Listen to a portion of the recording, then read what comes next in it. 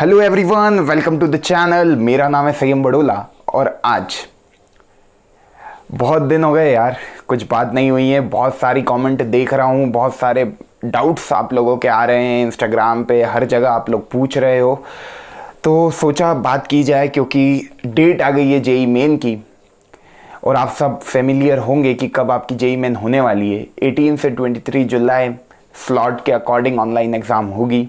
कभी सब चीज़ें सही रही तो, और हम तो उम्मीद कर रहे हैं कि सब चीज़ें सही हो जाएगी जुलाई तक और हम लोग जेई मेन दे पाएंगे।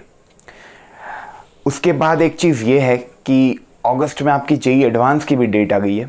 तो अब बच्चों को सबसे पहला कन्फ्यूजन तो ये हो रहा है कि तैयारी जेई एडवांस की जाए, जेई मेन की जाए। तो उन बच्चों के लिए सबसे पहली चीज़ ये कहना चाहूँगा कि माइंड में क्लैरिटी लाओ यार। कभी आपने जनवरी वाले अटेम्प्ट में जेई मेन में नंबर आपके कम आए हैं या 99.5 परसेंटाइल से ऊपर नहीं आए हैं, मतलब आपको किसी एनआईटी, टॉप एनआईटी से कंप्यूटर साइंस ब्रांच नहीं मिल रही है, तो मेरा सजेशन ये है कि आप जेई मेन पे फोकस होके ये जो आपके पास टाइम मिला है 65 to 70 डेज़ का, इसको प्रॉपरली यूटिलाइज करके जेई मेन की तैयारी करें। अब सर आपने बोल दिया तैयारी करें पर मन नहीं लग रहा क्योंकि दिन भर अब कोई कोचिंग जाने का काम नहीं है, दिन भर घर में ट्रैप हो गए हैं। तो मैं एक चीज़ बताना चाह रहा हूँ कि यार ये सारी चीज़ें सब बच्चों के साथ हो रही है। इसको थोड़ा सा एनालाइज करते हैं, इस सिचुएशन को। जितने बच्चे जेई मेन देंगे सब लॉकडाउन हो चुके हैं, सब बच्चों को सेम टाइम मिला है। अब ये हम पे है कि हम उसको कितना प्रॉपरली यूटिलाइज करें कि अपना रिज़ल्ट हम लोग अच्छा कर पाएँ। तो यार मेरा जो पर्सनल सजेशन है आप लोगों को लेके वो ये है कि यार मन नहीं लग रहा होगा और ये दिन भी बर्बाद हो गए होंगे, तो जो बीत गया, मैं हर बार कहता हूँ, उस पे नहीं रोना है। जो आ रहा है उसको अच्छे से यूटिलाइजेशन करने के लिए आज का वीडियो बना रहा हूँ।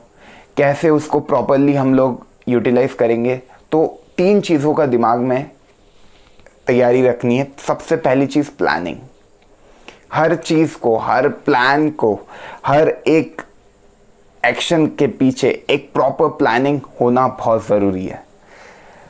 प्लानिंग इन द सेंस ये कि तुमको पता है ये सिलेबस है, तुमको पता है तुम्हारे लूप होल्स क्या है, तुमको पता है कौन से टॉपिक का वेटेज अच्छा है, तुमको पता है कौन से सवाल तुमसे एग्ज़ाम में नहीं बन रहे, क्योंकि अभी तक आप लोग जनवरी वाला अटेम्प्ट दे चुके हो। कितनी बार आपने कोचिंगों के टेस्ट और भी जहाँ जहाँ आप लोग हो वहाँ पे आपने टेस्ट सीरीज़ ले रखी होगी। आपको एक आइडिया मिल गया होगा कि मेरा टॉपिक कौन सा वीक है।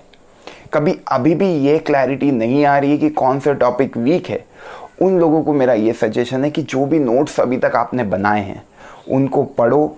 उसमें जो नोट्स आपने कम बार रिवाइज किए उनको बार बार पढ़ो। जो आपके वीक पॉइंट है उनको मई से लेके जून तक, मतलब आज 11 मई है तो 11 मई से लेके 11 जून तक ये जो पहला स्लॉट है इसमें वो टॉपिक पकड़ो जो तुम्हारे बहुत ज़्यादा वीक है और उनका वेटेज बहुत ज़्यादा है। और आखिरी टाइम पे वो टॉपिक पकड़ो जो तुम्हें अच्छे से आते हैं, जो इजी टॉपिक है उसका भी वेटेज अच्छा है पर वो तुमको आते, तुमसे उसके क्वेश्चन बन जाते हैं। इससे क्या होगा, तुम्हारे जो वीक पॉइंट्स है वो भी कवर हो जाएंगे और जो तुम्हारे अच्छे पॉइंट है वो भी और ज़्यादा अच्छे हो जाएंगे। अब टाइम बहुत है यार, मतलब 3 महीने अपन एक हिसाब लगाए तो 3 महीने लेट हो रही है जेई मेन, 3 महीने लेट हो रही है जेई एडवांस। तो यार 90 दिन में तो यार कभी करे तो कुछ भी कर सकते। करने का जज्बा होना चाहिए, करने का हुनर होना चाहिए और हर एक बच्चा जो ये वीडियो देख रहा है उसमें है जज्बा करने का। बस उम्मीद ये करो यार कि जो भी प्लानिंग कर रहे हो बैठो, आज डायरी में बनाओ कि क्या क्या टॉपिक तुमने कितनी बार पढ़ रखे, क्या तुमको किस में न्यूमेरिकल में दिक्कत आ रही है, किसकी थ्योरी में दिक्कत आ रही है। टेस्ट जो दिए हैं अभी तक उनका एनालिसिस करो, किस टॉपिक पे तुम लोग ट्रैप हो रहे हो। इसकी प्लानिंग करो। प्लानिंग होने के बाद द सेकेंड मोस्ट स्टेप जो है वो है फोकस होके उस प्लानिंग का इम्प्लीमेंटेशन करना है। प्लानिंग हो गई, अब ये सोचो कि यार मैंने जो बनाया है कि मेरा आज का टारगेट है कोनिक सेक्शन का पैराबोला कंप्लीट करना है, मेरा आज का टारगेट है केमिकल बॉन्डिंग को कंप्लीट करना है। किसी भी एक दिन में कोई भी ऐसे 2 टॉपिक लो और उसको कवर करने की कोशिश करो। 90 दिन, हर दिन कोई भी 2 टॉपिक कंप्लीट हुए तो 180 टॉपिक कवर हो जाएंगे। कवर करने का तरीका ये है कि कोई भी रेफरेंस बुक जो अभी तक लगाते हो वही लगाओ, कोई नई किताब मत लेके बैठो कि यार ये कर रहा है इसकी किताब देख लेते हैं। ऐसे में मैंने पहले भी बोला था 1000 नाव में पाँव रखोगे तो डेस्टिनेशन तक नहीं पहुंच पाओगे। जो नाव में अभी तक बैठे हुए उसी में बैठो, बस उसको तेज चलाओ। ये जो टाइम मिला है यार, इसको कितना इफ़ेक्टिवली यूज़ कर सकते हो, अपने कैलिबर अपने पोटेंशियल को समझो। क्योंकि तुम मेहनत नहीं कर रहे हो, बाकी के 9,99,000 बच्चे मेहनत कर रहे हैं और बहुत शिद्दत से मेहनत कर रहे हैं, है ना। तो तुम्हारे जैसे कुछ होंगे पर बहुत सारे बच्चे मेहनत कर रहे हैं। तो ये मत सोचो कि लॉकडाउन हुआ है तो सब मज़े कर रहे हैं। अब तुम्हारी तरह जो भी तुम्हारे डिस्ट्रैक्शन है उसको कुछ समय के लिए हटा लो और माइंड को यार बहुत क्लियर रखो कि ये टॉपिक करना है, ख़त्म करो तभी उठो। पता है गर्मी का टाइम है, गर्मी बहुत ज़्यादा है, नींद आ जाती है। दोपहर में बैठते हैं कूलर चालू करके, एसी चालू करके, एकदम से नींद लग जाती है, पता नहीं लगता 3-4 घंटे हो जाते हैं। ये सब चीज़ें सही है, पर यार मानो कभी दोपहर में सो गए तो रात है, रात में इतना खींच लो कि दोपहर की नींद का रिग्रेट अगले दिन सुबह जब उठो तो नहीं होना चाहिए। जो पछतावा है ना लाइफ में वो नहीं होना चाहिए। मेहनत को इतनी शिद्दत से करो कि वो जो 3 घंटे है तुम्हारे 18 जुलाई को जब तुम एग्ज़ाम देने जाओ तो वो बता दे कि यार इसने मचा दिया ये 3 महीनों में। और कर सकते हो, पूरा भरोसा है मुझे, कर सकते हो और करोगे, है ना। चलो अच्छा, अगला सवाल ये है सर, प्लानिंग हो गई, इम्प्लीमेंटेशन हो गया, the third most important thing is कि पेपर करो यार। मतलब कोई टेस्ट सीरीज़ नहीं ली है अभी तक तो सजेशन है यार कोई भी अच्छी टेस्ट सीरीज़ ले लो जो पार्ट टेस्ट और फुल टेस्ट करा रही हो।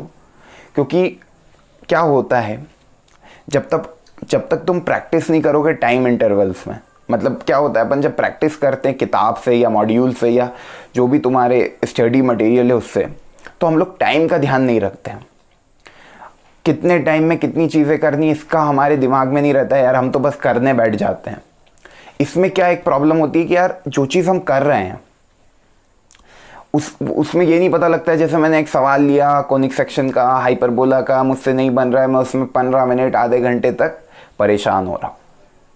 इससे क्या हुआ यार, एक ही सवाल हुआ आधे घंटे में, तो मेरी जो एफिशिएंसी है वो कम हो रही है। सेकंड मोस्ट इम्पॉर्टेंट थिंग, ये कोई मतलब का नहीं है इतना टाइम देना किसी सम में अभी के टाइम पे, क्योंकि अभी हमारा है यार एग्ज़ाम आ गई है, पास में 3 महीने बचे हैं, 2 महीने बचे हैं जेईई मेन में। तो इन 2 महीनों में कभी तुम ऐसे टाइम को बर्बाद करोगे कि यार एक सवाल में ट्रैप हो गए, उसको ही सॉल्यूशन बनाने की कोशिश कर रहे हो, तो ये गलत है। इसीलिए मैं कहता हूँ कि जो एग्ज़ाम है अपनी, जितनी एग्ज़ाम दोगे, जितने टेस्ट तुम लोग दोगे, जितनी तुम्हारी प्रैक्टिस अपने आप होती जाएगी। समझ पा रहे हो ये बात को यार, इसको नोट कर लो। कोई भी टेस्ट सीरीज़ ले लो या खुद ही कोई बुक जो करते हो उसमें कभी हो पीछे मॉडल पेपर्स जेईई मेन के पॉइंट ऑफ व्यू से, तो उनको सॉल्व करो। फ्री टेस्ट सीरीज़ भी बहुत सारे लोग करा रहे, ले लो और हर दिन एक पार्ट टेस्ट तो दिया करो। जो भी तुमने टॉपिक पढ़ा है उसका देखो तुमने पढ़ा है वो तुमसे बन भी पा रहा है कि नहीं। क्योंकि मैक्सिमम बच्चों को क्या प्रॉब्लम आ रही है कि सर आपने पढ़ा दिया, हमने पढ़ लिया, सब चीज़ें समझ में भी आ गई, पर जब क्वेश्चन करने जाते हैं एग्ज़ाम में वो क्वेश्चन आता है तो हमसे हो नहीं पाता, उस तरह का कोई क्वेश्चन नहीं हो पाता है। हम सोच नहीं पाते इंडेफिनिट इंटीग्रेशन के सवाल में कि किसको टी मानना है, कॉम्प्लेक्स नंबर के सवाल में समझ में नहीं आता है कि कैसे रूट्स निकलेंगे। तो यार ये सारी चीज़ें जब होती है इसका मतलब क्या है, इसके 3 ही रीज़न होते हैं। Lack of knowledge, lack of information, मतलब पढ़ाई कम की है, लैक ऑफ प्रैक्टिस, तुमने मेहनत कम की, प्रैक्टिस कम की, सवाल कम लगाए हैं, और लैक ऑफ कॉन्फिडेंस, तुमको अपने आप पे ही कॉन्फिडेंस नहीं है कि मैं कर पाऊंगा ये सवाल को एग्ज़ाम में, तो नहीं कर पाओगे। तो ये 3 चीज़, प्रैक्टिस बढ़ा लो, नॉलेज बढ़ा लो और कॉन्फिडेंस बढ़ा लो, तुम एग्ज़ाम में अच्छा कर लोगे। और इन 3 चीज़ों पे ही काम करना है अभी के बीते हुए दिनों में, बीते हुए नहीं, आने वाले दिनों में। तो ये चीज़ है ना। चलो, तो ये समझ में आ गया कैसे तैयारी करनी है अपने को। अच्छा, नंबर 2, एक सवाल और, सर आपका क्या प्लान है, आप अभी हमको क्या करा रहे हो? तो यार मेरा तो यही था कि जितने टॉपिक मैं करा सकता हूँ आप लोगों को, जितने अपने पॉसिबल वेज में आपकी हेल्प कर सकता हूँ, कोशिश कर रहा हूँ करने की।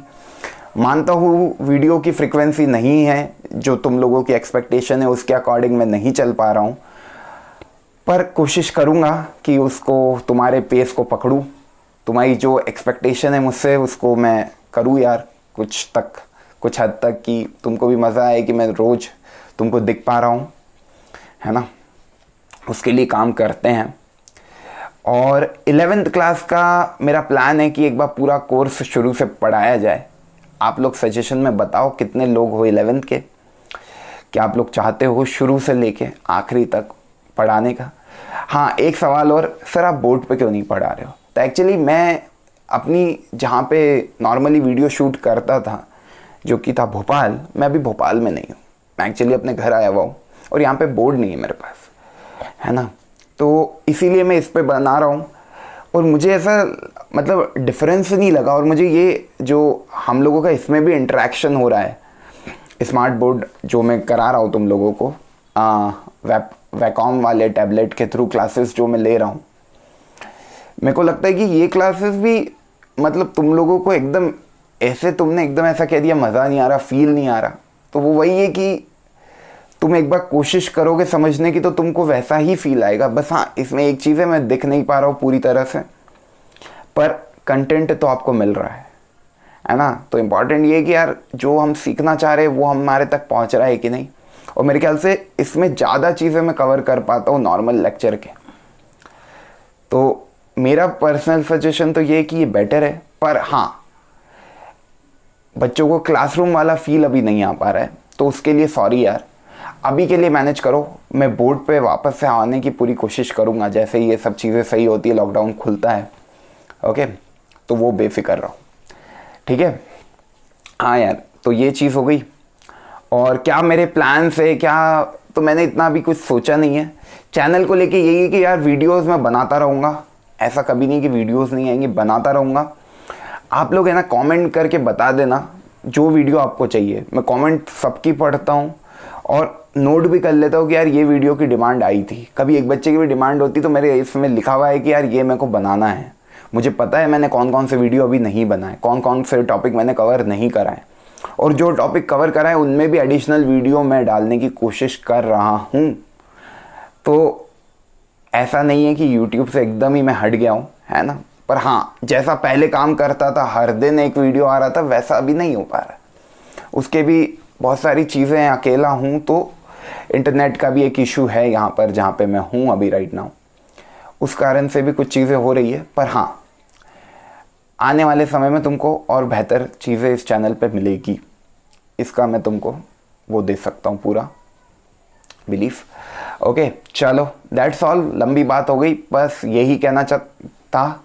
बहुत दिन हो भी गए थे।